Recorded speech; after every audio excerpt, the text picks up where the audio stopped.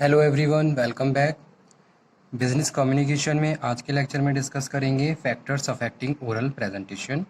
Last lecture में जो topic discuss किया था वो था factor principles of oral presentation, जिसमें हमने बहुत सारे प्रिंसिपल डिस्कस किए थे as a principles of communication. Okay, so come to the today's session, today's topic that is factors affecting presentation.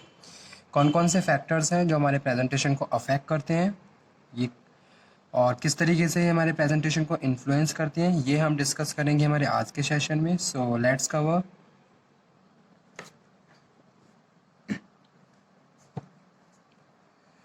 So first one is in the factors affecting presentation, audience analysis.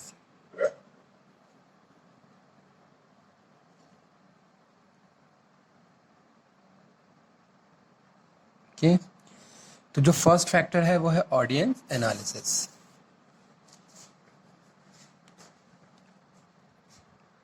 एक minute, कैमरे की setting.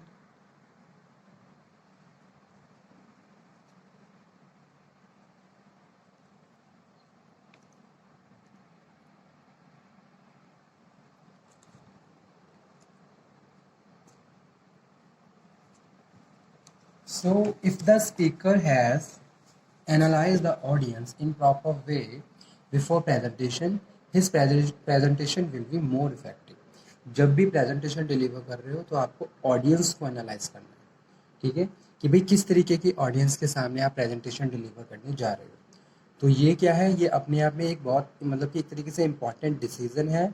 And you have to prepare very properly prepare yourself regarding this कि भाई presentation अगर आप deliver कर रहे हो तो ऑडियंस किस टाइप की है। आप किसी अपने कलीग को प्रेजेंटेशन डिलीवर कर रहे हो, या किसी सुपीरियर को प्रेजेंटेशन डिलीवर कर रहे हो, या फिर आप एज अ एक्सपर्ट कहीं प्रेजेंटेशन डिलीवर कर रहे हो, ठीक है। तो ये चीज़ बहुत ज़्यादा ज़रूरी है, क्योंकि जो भी हमारा कंटेंट होता है, जो भी हमारा कम्युनिकेशन है और कम्युनिकेशन प्लानिंग है, वो सब हम ऑडियंस के हिसाब से प्रिपेयर करते हैं। क्योंकि कोई भी कम्युनिकेशन अगर हम कर रहे हैं, ठीक है, तो कम्युनिकेशन का जो मेन ऑब्जेक्टिव वो ये है कि भाई ऑडियंस को कितना समझ में आ रहा है, या फिर जो भी रिसीवर है, रिसीवर्स कितना समझ पा रहा है आपके कम्युनिकेशन को, ठीक है। आप उस हिसाब से कम्युनिकेशन करते हो। तो वही चीज़ प्रेजेंटेशन में वेरी की होती है, ठीक है, कि जब भी प्रेजेंटेशन डिलीवर करते हैं तो ऑडियंस की अंडरस्टैंडिंग के हिसाब से प्रेजेंटेशन डिलीवर करना होता है। तो audience analysis is very important. So, on the other hand, poor or improper audience analysis lead to ineffective presentation. The style of presentation is largely depend upon the type and size of the audience. ठीक है, कि भाई किस type की audience है और कितना size क्या है, नंबर ऑफ ऑडियंस कितने हैं, ठीक है, तो ये भी वेरी करता है। So if audience is large, presentation should be more formal, whereas informal presentation can work in small audience. Okay, तो इस तरीके से फर्स्ट फैक्टर है वो क्या है, प्रेजेंटेशन अफेक्टिंग का audience analysis. You have to properly analyse your audience, उनका क्या नेचर है, किस टाइप की ऑडियंस है और कितने नंबर ऑफ ऑडियंस है। उसी के हिसाब से सारी प्लानिंग प्रोसीड होती है, उसी के हिसाब से आप डिसीजन मेकिंग करते हो, ठीक है। अगर आप कोई स्लाइड्स भी बना रहे हो तो उसको भी प्रॉपर ध्यान में रखा जाता है कि भाई उसका कंटेंट कितना लार्ज होना चाहिए, ताकि लास्ट तक जो भी लोग हैं उन्हें विजिबल रहे। तो हर चीज़ पे प्रॉपरली ध्यान दिया जाता है अकॉर्डिंग टू द ऑडियंस। तो ये चीज़ अपने आप में एक इम्पॉर्टेंट डिसीजन है प्रेजेंटेशन का, audience analysis. Second one is communication environment.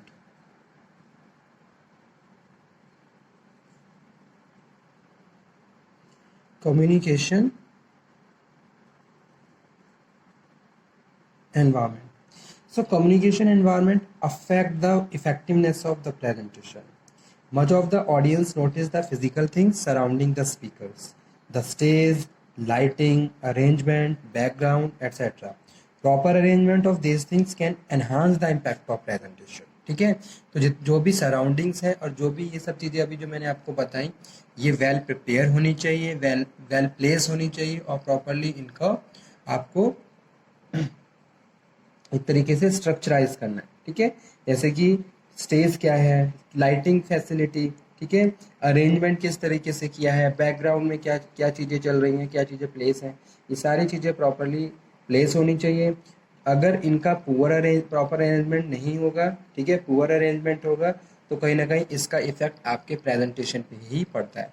तो सेकंड थिंग यही है, सेकंड जो फैक्टर है वो है कम्युनिकेशन एनवायरनमेंट। एनवायरनमेंट प्रॉपर होना चाहिए जब भी कम्युनिकेशन कर रहे हैं, और साथ के साथ प्रॉपर, अगर आप लार्ज नंबर ऑडियंस को प्रेजेंटेशन डिलीवर कर रहे हो तो प्रॉपर माइक की फैसिलिटी, स्टेज, ये सारी चीज़ें वेल सेटल प्रिपेयर पहले से होनी चाहिए, ताकि ड्यूरिंग प्रेजेंटेशन कोई भी डिस्ट्रैक्शन ना हो और इफेक्टिवली आप कम्युनिकेशन को प्रोसीड कर सको। So proper arrangement of these things can enhance the impact of presentation. If there is noise in the surrounding environment, it detracts the audience from the listening and consequently leave unhealthy messages. ठीक है। Third one है personal appearance. जब भी कोई भी presentation आप deliver कर रहे हो तो आपको अपनी पर्सनल अपीयरेंस पे भी ध्यान देना है, क्योंकि प्रेजेंटेशन कौन दे रहा है, आप दे रहे हो। ठीक है, तो जितनी भी ऑडियंस है वो आपको प्रॉपरली फोकस करेंगे। So personal appearance of the speaker has great impact on the audience. Well dressed होना चाहिए, okay, and wear neat and clean clothes and take time to check the appearance just before starting presentation. So this is also very important factor. Fourth one is use of visuals. जो भी visuals आप use कर रहे हो वो भी हमारे presentation को affect करते हैं। Views और visual can enhance the professional image of the presentation.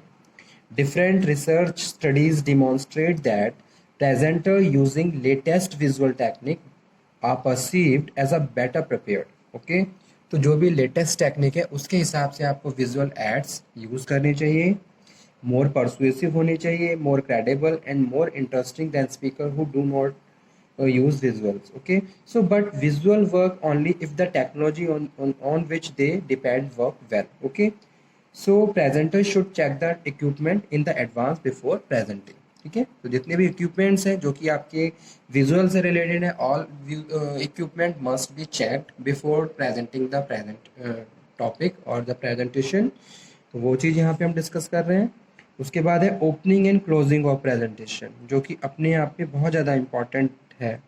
Opening and closing, student किसी भी टॉपिक को अगर आप डिलीवर कर रहे हो, ठीक है, तो उसका इंट्रोडक्शन और उसका कंक्लूजन जरूरी है। अगर इंट्रोडक्शन और कंक्लूजन नहीं होगा तो कहीं ना कहीं जो भी ऑडियंस है उनको क्लैरिटी नहीं रहेगी मैसेज में कि भाई मैसेज कहाँ से शुरू हुआ, कहाँ एंड हुआ, क्या ऑब्जेक्टिव था, क्या उसका फाइनली रिजल्ट निकला। So the beginning and closing of the presentation are position of the emphasis. Those presenters who can open the presentation with the interesting remark which are likely to create more interest and enthusiasm for listening the presentation. ठीक है, एक तरीके से क्या है, interest create हो जाता है। जैसे स्टार्टिंग में इंट्रो हो रहा है, इंट्रो के बाद फिर मिडिल पॉइंट पे आते हैं, मिडिल पॉइंट के बाद फिर लास्ट में कंक्लूजन होता है। तो एक तरीके से जितने भी ऑडियंस है उनकी अटेंशन, उनकी लिसनिंग और प्लस उनका इंटरेस्ट आप मेंटेन करते हुए फाइनली अपने प्रेजेंटेशन को फिनिश करते हो। So presenter with proper opening are likely to leave the audience bored, audience bore भी नहीं होती है। Similarly the ending of the presentation has profound impact on the audience. Ending with the vivid and the positive pictures are more likely to have a profound impact on the audience. ठीक है। Sixth one है organisation of presentation.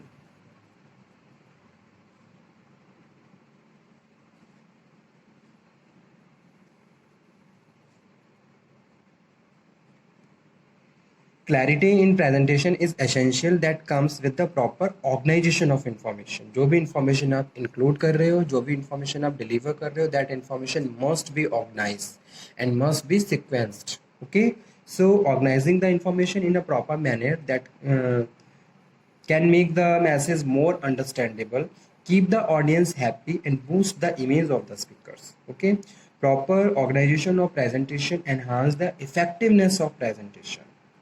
On the other hand, improper organization of the presentation will not influence the audience. Improper organization of presentation reflect taking a long time to get the point, inclusion of the irrelevant materials, okay, leaving out necessary information, mixing of the ideas. Overcome these problems, presentation can organize in one of the 5 standard patterns. chronological, problem cause solution, excluding alternatives, pros and cons, and 1 2 3. ठीक है, तो इस तरीके से आपकी presentation की organising proper होनी चाहिए. Language and words you must be use properly.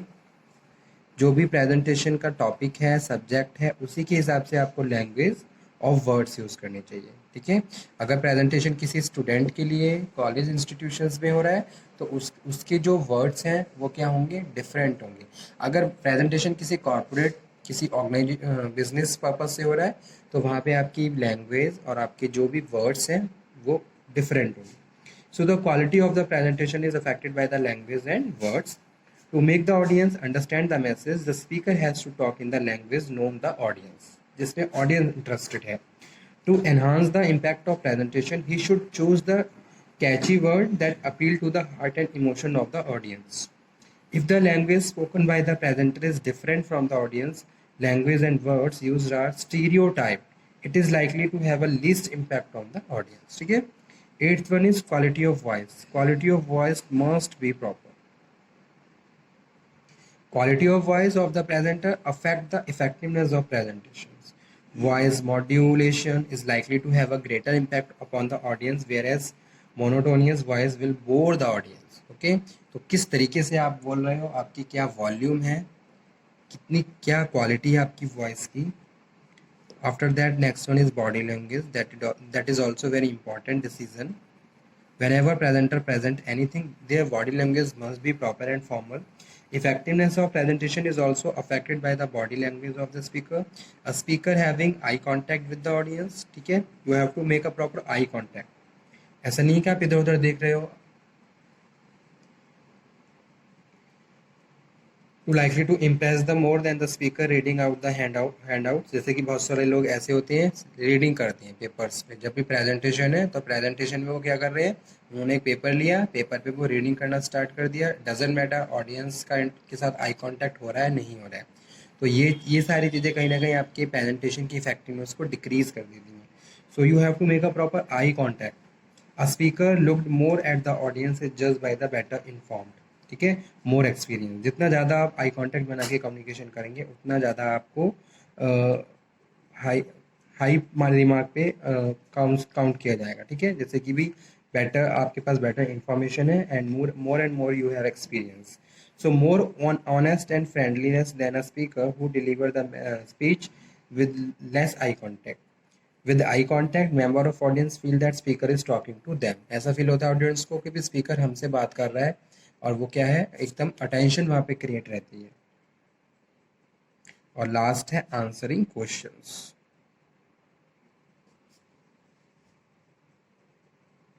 Okay. So the effectiveness of presentation is also affected by presenter skill in the handling questions asked at the end of the presentation. A speaker who answers the audience questions and handles hostile questions with tact to likely to influence the audience more. On the other hand, a speaker who answers rudely will leave negative impact upon the audience. ठीक है, तो ये सारे क्या थे factors affecting overall presentation. Okay student, thank you very much. किसी भी student को कोई डाउट हो, कोई क्वेरी हो तो वो दोबारा से डिस्कस कर सकता है. Thank you.